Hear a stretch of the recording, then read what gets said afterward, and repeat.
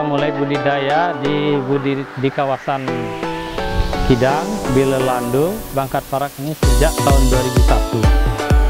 Tahun 2001, waktu itu kita budidaya sistem tradisional. Yang kita budidaya adalah udang windu atau Poneos monodon. Nah, sejak tahun 2011 kita mulai dengan udang fanami. Budidayanya juga secara tradisional. Nah, setelah tahun 2014 kita ada pendampingan di kawasan ini oleh Balai Budidaya Air Payo Situbondo. Kita menggunakan udang fanami. Di akhir 2014 kita dapat ekskavator dari kementerian, sehingga dari hanya menggunakan carang bisa dalam bentuk seperti sekarang sudah bagus. Tapi sistem budidayanya masih sistem semi intensif.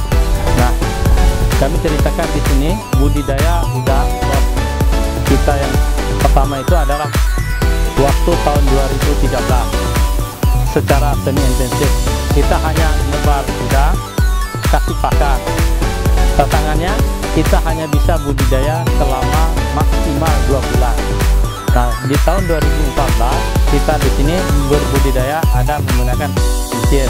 Bisa kita produksi sampai sekitar 1 ton per hektar. Itu pun hanya ada kicir 1, terus kasih pakan. 2014 kita kan lebih meningkat lagi. Dari pembudidaya yang sebelumnya hanya beberapa orang berkembang menjadi sekitar 100 orang. Tetapi budidayanya hanya beberapa saja yang semi intensif. Yang lainnya adalah budidaya tradisional. Dari kegiatan budidaya yang tadi, maka tidak semulus apa yang kita bayangkan. Banyak sekali permasalahan yang kita hadapi. Seperti kita tidak bisa produksi dalam jumlah banyak, kita keterbatasan benur, keterbatasan mengakses pakan dan sebagainya. Apalagi hanya kita bisa jual di tingkat lokal. Tingkat lokal yang harga udangnya saat itu kan hanya harga 45.000 paling tinggi, 28.000, malah di tahun 2013 itu sekitar 28.000 harganya per kilo.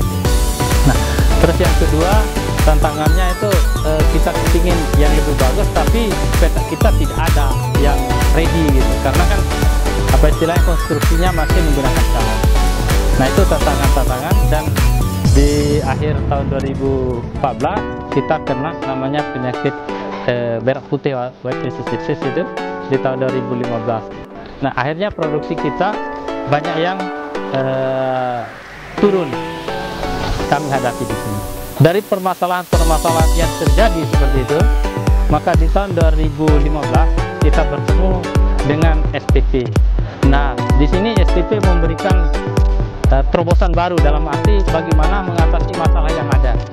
Bagaimana pengelolaan air yang tadinya tidak bisa kita gunakan menjadi lebih bagus.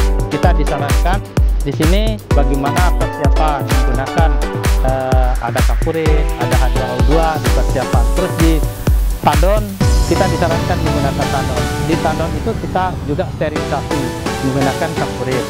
Nah, permasalahan yang tadi bisa kita atasi terutama di kualitas air.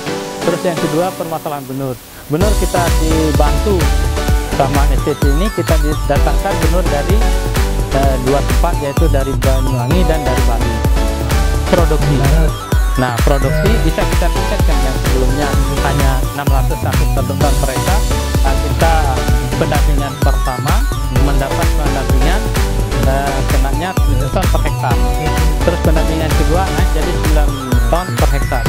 Terus yang ketiga kemarin bisa kita 12 ton per hektar. Nah, terus yang ketiga ada yang keempat masalah pemasarannya, kita bisa dikomunikasikan langsung dengan pabrik, yaitu cold storage. Nah, semua permasalahan alhamdulillah sekarang sudah bisa kita lalui. Dan yang terakhir kemarin kita didatangkan tenaga pendamping dari SPP. Alhamdulillah dengan kegiatan ini ya ke depan kita akan bisa lebih maju seperti harapan kami di sini, Pak. Karena bagaimana kawasan ini menjadi kawasan kampung sinar tanami. Bersinarnya kawasan ini karena udang fanami.